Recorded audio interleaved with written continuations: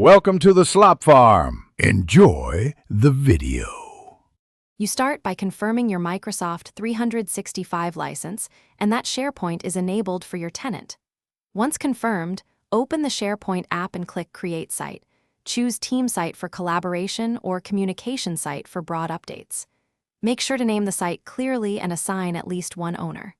While creating, set privacy and default language, then add the initial members. This first step establishes permissions and structure, so you don't have to reorganize later.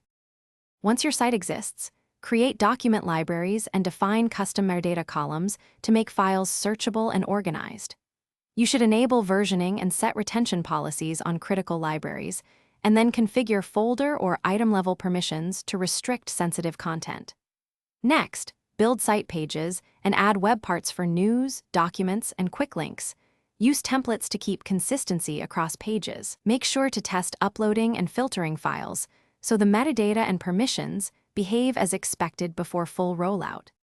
To finish, automate repeatable tasks with Power Automate.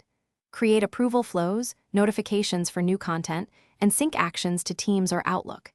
You should train users on where to store files and publish governance rules that define naming, retention, and lifecycle. Assign site administrators and schedule periodic reviews. If something breaks, the key troubleshooting step is to verify permissions and inheritance first. Then check audit logs and library settings. Once resolved, communicate the fix and update your governance notes. Thanks for watching.